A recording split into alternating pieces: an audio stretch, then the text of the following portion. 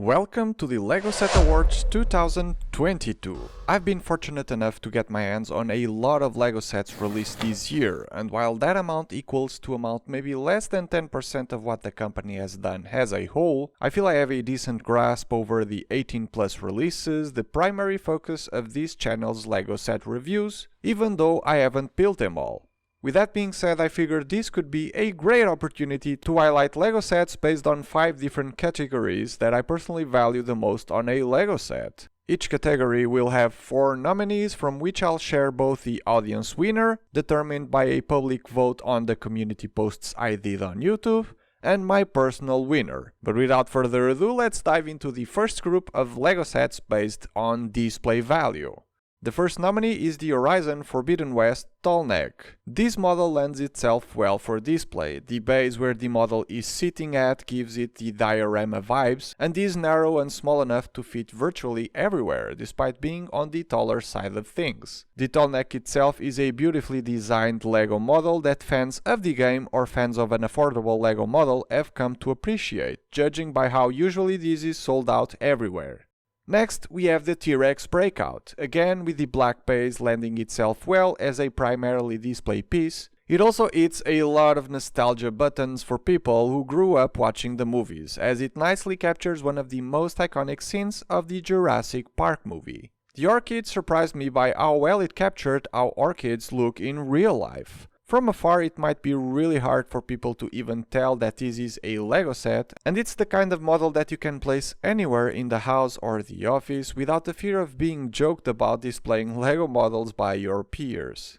The last nominee is the LEGO Ideas Vincent van Gogh Starry Night. As far as display models go, this one has to be in this list, since it basically represents an actual real-world painting. Not only that, it also has the possibility of being hung up on a wall, with the included special element on the back, so you're not restricted to displaying this one only on bookshelves and similar places. So these are the 4 nominees for display value.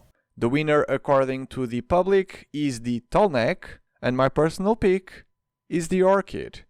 On top of all of the remarks I already made, the Orchid was also a surprisingly interesting build to do, with a lot of clever parts usage and no stickers, so in my opinion, rightfully wins the group. Next, I'm highlighting the best functions of the year. The first nominee is the Back to the Future Time Machine. One of the most surprising functions of the model is the wheel tilting capabilities to turn the DeLorean into a flying DeLorean, as seen in the second Back to the Future movie. There's a surprisingly low amount of LEGO technique needed to achieve this, and the snappiness the function has, due to the use of rubber bands, is super satisfying to trigger. As a few extras, there's also the simple function to trigger the flux capacitor light brick, and while probably not being intentional, I was told the wing gold doors falling down into place is very similar to how a real DeLorean works in real life.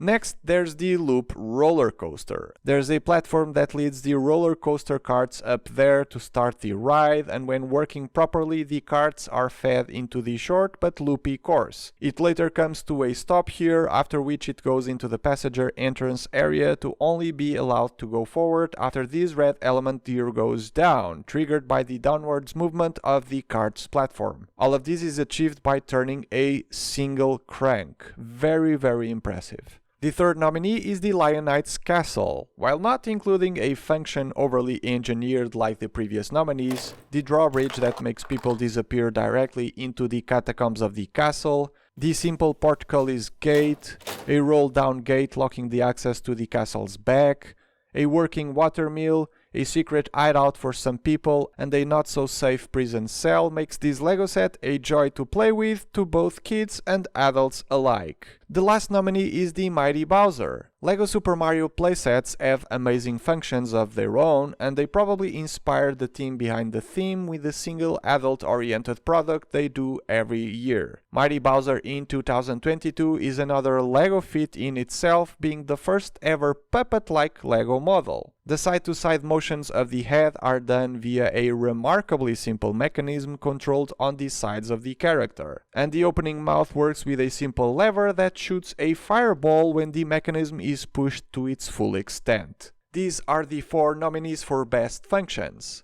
The winner, according to the public, is the Knight's Castle, and my personal pick is the Loop roller coaster. Every nominee here could have been the rightful winner of this category, but at the time of building the set, I was seriously impressed by how much can a single crank do in an entire model. Next, the Best Building Experience Award. The first one here is Optimus Prime. I'm not even talking about the fact that this set can actually be transformed to truck mode and back, which is impressive any day of the week, but for me what stood out the most was the simple nature of the build, with mostly basic pieces used like bricks, plates and tiles. There wasn't even a lot of technique involved, surprisingly enough, considering the robotic and transformable nature of the model. So I usually come back to this model thinking of how good of a simple LEGO experience it is. Next up is the Motorized Lighthouse. This model was a joy to put together. It never gets boring as the base of the lighthouse is oddly shaped, and you get to build lots of different types of things like rock formations, mechanisms, house-like structures and towers. The end result is worthy of a display value nomination, and the mechanism that makes the lighthouse work, while not being more impressive than the nominees for the Best Functions Award, could very well be a solid 5th pick.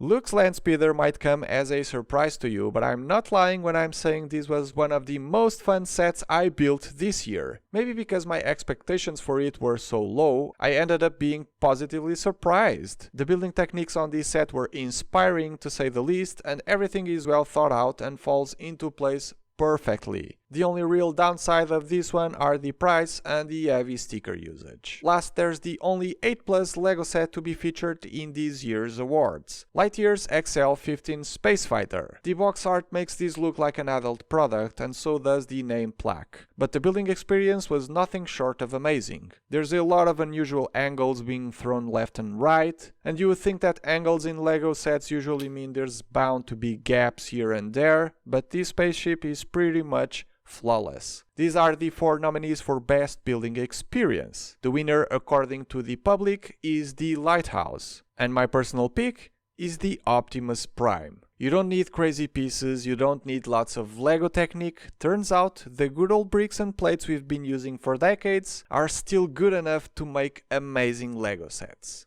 Next, we have the Best Value Award. Every year LEGO releases the new modular building, and they're always great value for your money. The Boutique Hotel wasn't any different in that regard. Over 3,000 pieces for $230 is an amazing deal price per piece ratio-wise. It has no stickers, the building experience was great with all the little pieces of furniture and the very weird angles this corner modular building has. Yes, I'm featuring the tall neck once again. On release day the set was priced at $80 and with little over 1,200 pieces is amazing. After the summer price increases it went up to $90, but still is a great deal. It does have stickers unfortunately, but the building experience and display value more than make up for that. And the minifigure included is probably one of the best designed ones LEGO released this year. The third pick is the Galaxy Explorer, has over 1,200 pieces for just $99 and is jam-packed with all the good stuff you expect from a premium LEGO experience. Nostalgia values with this are really high if you played with classic space sets in your youth. The set doesn't have stickers, it has 4 iconic minifigures and the building experience is really great with lots of advanced building techniques and play features. I personally don't love the set and have a few issues with it, but I can't deny that it is a great LEGO product.